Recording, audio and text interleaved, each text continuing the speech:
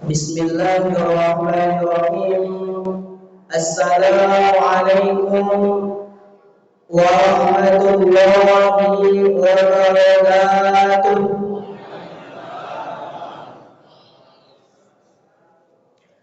Alhamdulillah. Alhamdulillahilladzi nahmaduhu wa nasta'inuhu wa nastaghfiruh. ونعوذ بالله من شرور أنفسنا ومن سيئات أعمالنا من يهد الله فلا مضل له وما يضلل فلا هادي له أشهد أن لا إله إلا الله وحده لا شريك له وأشهد أن محمدا عبده ورسوله اللهم صل على سيدنا محمد وعلى آله وصحبه ومن تبعهم بإحسان إلى يوم الدين أما بعد. Yang sama-sama kita hormati Al-Ustadz Imam kita pada malam hari ini, yang sama-sama kita hormati Ketua Masjid Darul Aman beserta jajarannya, yang sama-sama kita hormati Ketua Panitia Ramadan tahun 1445 Hijriah, dan yang saya hormati bapak-bapak, ibu-ibu, adik-adik seluruh jamaah Masjid Darul Aman yang insya Allah dirahmati Allah Subhanahu wa Ta'ala. Pertama, kita sekali, marilah kita ucapkan Alhamdulillahirabbil alamin, yang mana sampai saat ini kita masih diberikan nikmat oleh Allah Subhanahu wa Ta'ala yang tak terhitung hingganya.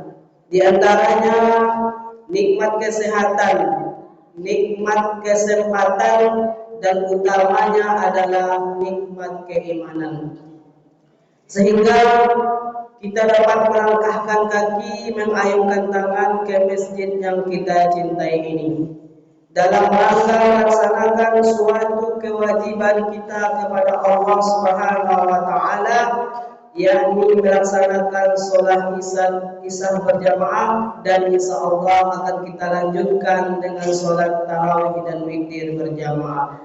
Wa ma khalaqatul jinna wal insa illa liya'budun, dan tidaklah aku ciptakan jin dan manusia melainkan hanya untuk beribadah kepadamu, kata Allah Subhanahu wa Ta'ala. Bapak-bapak, ibu jemaah yang dirahmati Allah Subhanahu wa Ta'ala, salawat dan salam tidak lupa pula kita hadirkan kepada baginda Rasulullah sallallahu alaihi wasallam dengan mengucapkan Allahumma shalli ala sayyidina Muhammad wa ala ali sayyidina Muhammad. Man shalla alayya salatan wahidatan, barang siapa berselawat kepadaku satu kali, sallallahu alaihi asyra salawatin, maka Allah akan berselawat kepadanya sebanyak 10 kali. Wa qata anhu asyra khati'an, dan Allah akan menghapuskan sebanyak 10 dosa.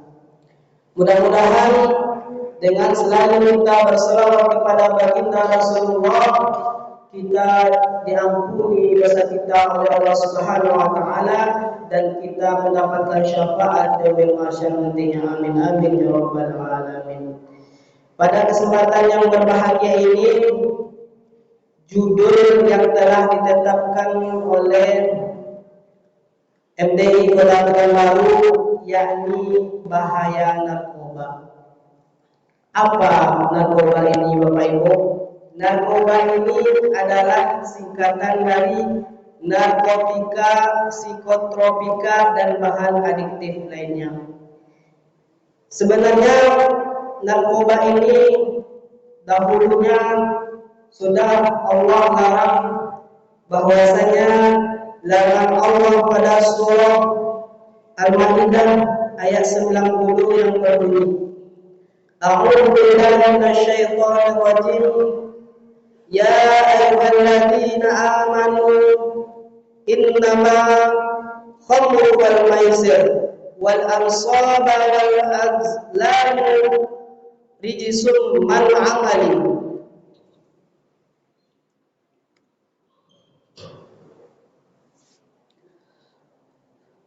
Amal syaitan fajtanibu la'allakum tuflihun.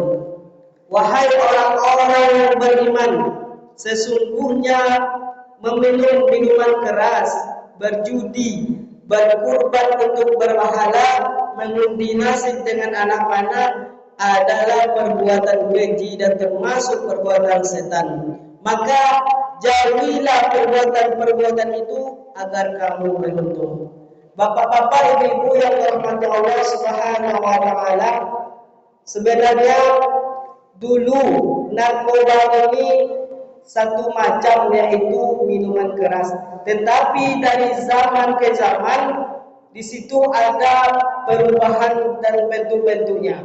Mulai dari minuman sampai pil, sampai suntik-suntikan, sampai sabu-sabuan, itu yang dinamakan narkoba. Apa fungsi narkoba ini? Itu merusak saraf manusia. Apabila manusia sudah terkena yang namanya narkoba, nanti hidup tak mau, mati segan hidup tak mau. Itulah jadinya orang-orang yang terkena narkoba. Bapak-bapak, ibu-ibu yang dirahmati Allah Subhanahu wa taala, ada pun dalil khusus yang mana kita dilarang untuk tidak termasuk orang-orang yang mengkonsumsi narkoba, yaitu surah Al-A'raf yang berbunyi, wa uhillu lahumut thayyibati wa yuharramu 'alaihimul khaba'is, dan menghalalkan bagi mereka segala yang baik dan mengharamkan bagi mereka segala yang buruk. Hal-hal yang baik dihalalkan oleh Allah Subhanahu wa taala, sedangkan hal-hal yang diharamkan oleh Allah Subhanahu wa taala, yang dilarang oleh Allah Subhanahu wa taala, termasuk yaitu narkoba. Bapak-bapak, ibu-ibu yang dirahmati Allah Subhanahu wa taala, bahwasanya sudah kita ketahui zaman sekarang, yang tadinya profesinya dari nelayan menjadi pengedar narkoba di lautan, yang mana profesinya tadi menjadi supir trapel menjadi pengedar di daratan, yang mana tadinya profesinya menjadi mengatur lalu lintas menjadi penyebar narkoba di simpang jalan. Bapak-bapak, ibu-ibu yang dirahmati Allah Subhanahu wa taala, mengapa ini bisa terjadi? Karena dengan narkoba tadi banyaklah asukan-asukan setan kepadanya, karena dengan mengedarkan narkoba itu lebih menguntungkan dari profesi, dari pekerjaan yang sebelumnya. Jadi bagaimana cara kita untuk mengatasi beredarnya narkoba ini? Yaitu mulai dari di rumah. Itu didikan orang tua kepada adanya, didikan orang tua kepada tetangga-tetangganya, kepada dari neneknya kepada cucunya. Bapak-bapak, ibu-ibu yang dirahmati Allah Subhanahu wa taala, ada suatu kisah, ada seorang alim ibadah namanya Syekh Basiso. Ini adalah abid alim ibadah yang luar biasa, yang banyak anak muridnya beribu-ribu menjadi wali Allah. Suatu ketika setan mau mempengaruhi seorang ahli ibadah tadi. Bagaimana caranya supaya ahli ibadah ini terjerumus ke dalam api neraka? Bagaimana caranya? Akhirnya setan itu menyamar sebagai seorang yang tampan, seorang yang alim juga. Jadi datanglah setan tadi ke tempat masjid yang dimana seorang Syekh Basiso tadi sholat. Ketika seorang setan yang mendekati Syekh Basisor, lalu sholat di situ bersama-sama, sholat sunnah, tahiyatul masjid, sholat wudhu, pokoknya semua sholat dilakukan di sana.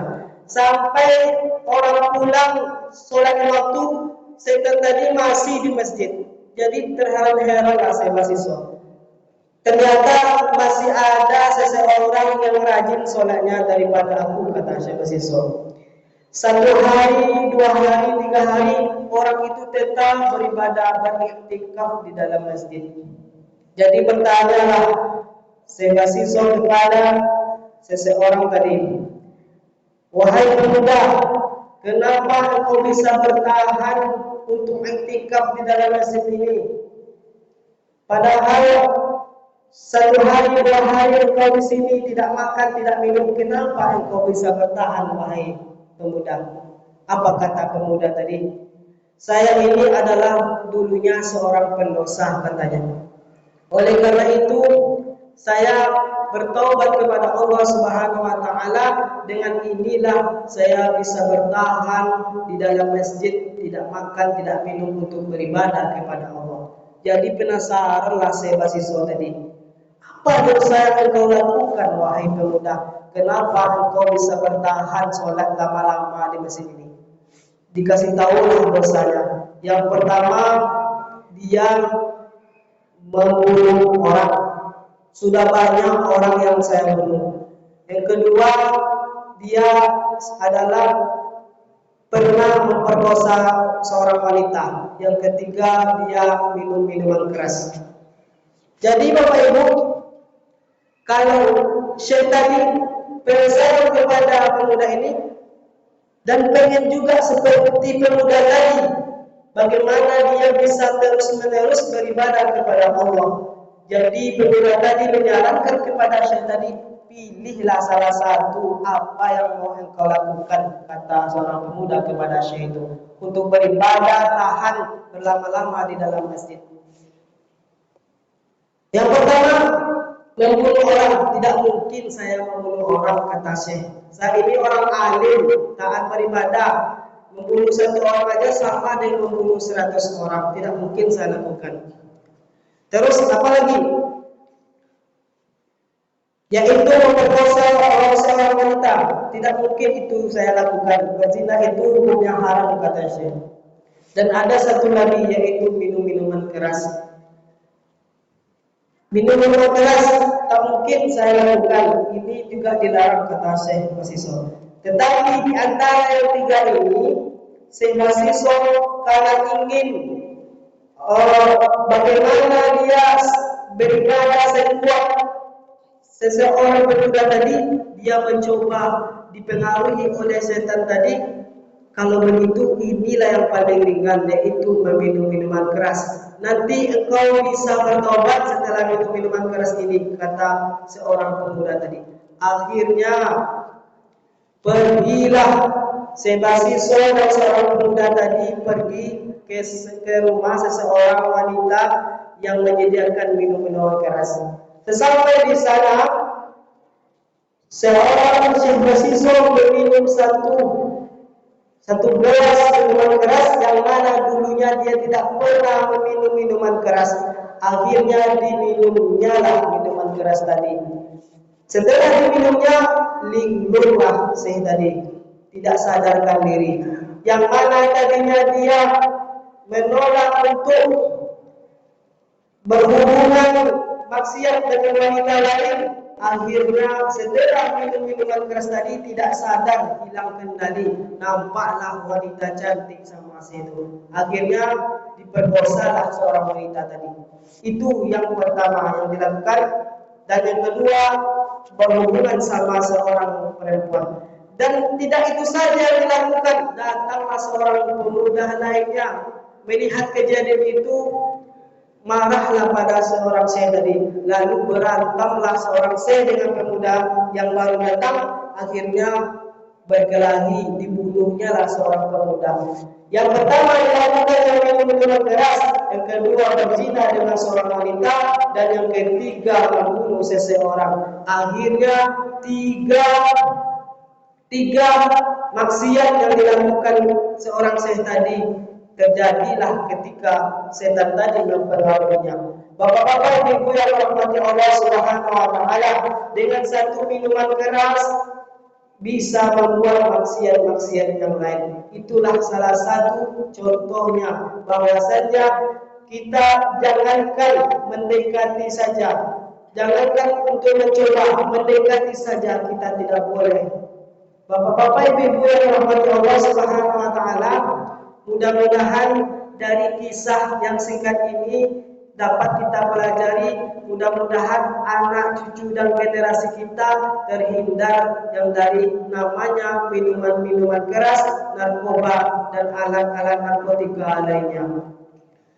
Fa'tabiru ya ulil absar, lebih dan kurang saya mohon maaf. Wabillahi taufiq wal hidayah. Wassalamualaikum warahmatullahi wabarakatuh.